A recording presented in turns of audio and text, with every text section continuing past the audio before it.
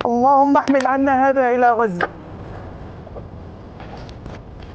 اللهم يا من شققت البحر لموسى احمل عنا هذا إلى غزة. Di balik langit Gaza yang penuh asap dan jeritan, harapan datang dari arah yang tak terduga, laut. Saat semua jalur bantuan diblokade, warga Mesir melempar botol-botol berisi makanan ke air agar sampai ke saudara mereka yang kelaparan. Bukan sekedar lentil atau beras, yang mereka kirim adalah isyarat bahwa kemanusiaan masih hidup, meski harus dihantar oleh gelombang. Botol-botol itu tiba di pantai Gaza, disambut haru tangan-tangan lapar yang akhirnya punya harapan. Gaza, tanah yang kini menjadi neraka bagi jutaan jiwa. Bukan hanya peluru dan bom yang menghantui, tetapi juga rasa lapar yang menggigit setiap hari. Di tengah ketidakberdayaan itu, Israel menghancurkan lebih dari 1.000 truk bantuan ke Gaza. Warga sipil bertahan hidup dengan memakan rumput dan kulit jagung. Sementara PBB menyebut tindakan ini sebagai bagian dari genosida dan menyerukan sanksi internasional. Blokade total sejak 2 Maret 2025 membuat seluruh bantuan kemanusiaan tak bisa masuk Gaza. Bantuan hanya didistribusikan di titik-titik tertentu, namun warga harus melintasi zona pertempuran untuk mendapatkannya. Lokasi distribusinya ini sendiri sebenarnya tidak banyak dan pola distribusi yang dibuat ini juga tidak manusiawi karena jumlahnya itu terbatas. Masyarakat yang ada itu tentu membutuhkan lebih besar dibandingkan dengan suplai yang ada. Metode seperti ini ya hanya mempercepat bertambahnya korban jiwa sebenarnya.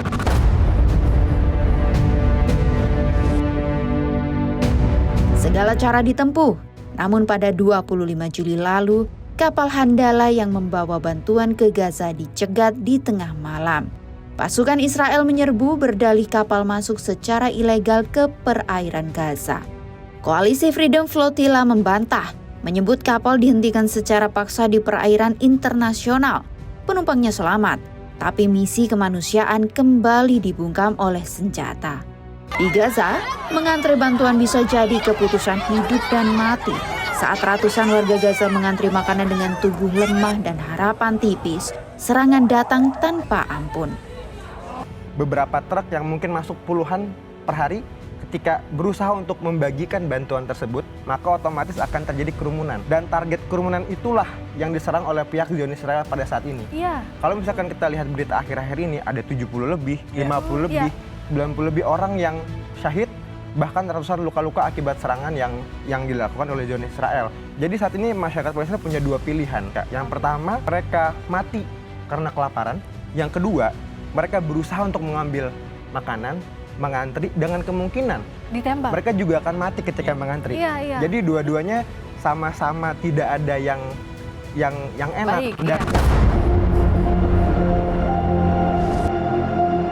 Bahkan, sejumlah anak mengalami malnutrisi atau gizi buruk.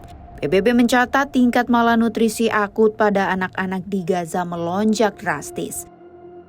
ما شاء الله صحتهم كانوا البنات منيحة بس لما إجا التجويح هذا صار القفص الصدري عندهم مبين وبطونهم مرقوا لجوا وصرت أنا كل شوية أعيط عليهم يا ماما بدنا ناكل والله ما في أكل أصير أنيمهم بجوحهم والله أشربهم مية ونيمهم بجوح.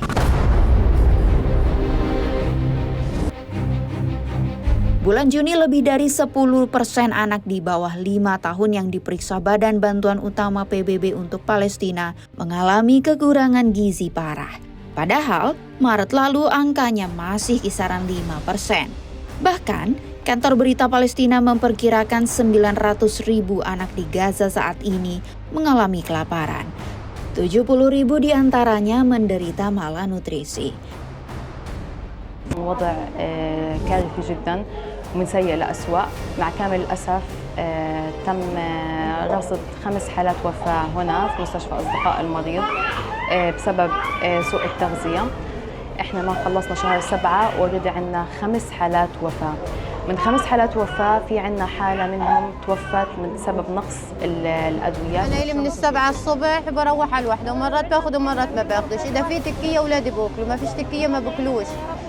يعني إذا ما أكلوش بروح بيهم على المستشفى بركب لهم محلول عشان يقدروا يقفوا. Otoritas Kesehatan Gaza mengungkap jumlah warga Palestina yang tewas di jalur Gaza mencapai 60.000 jiwa dengan 143.000 lainnya luka.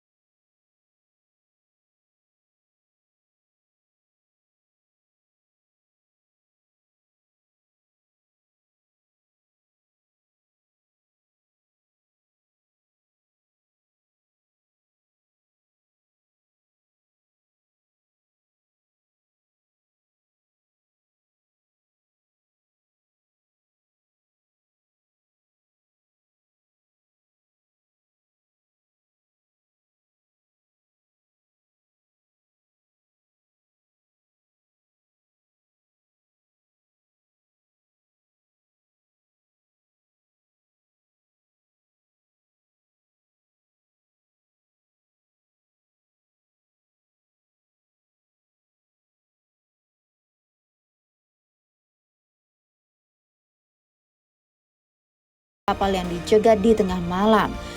Semua jalan dicoba demi Gaza, tapi kelaparan terus menggigit. Anak-anak tertidur dalam tangis dan perut kosong. Ini bukan lagi sekedar konflik, tetapi bencana kemanusiaan yang membisu di balik asap dan blokade. Ketika dunia masih ragu bersuara, Gaza tetap bertahan dengan nyawa yang terancam dan harapan yang dihantar oleh ombak serta doa.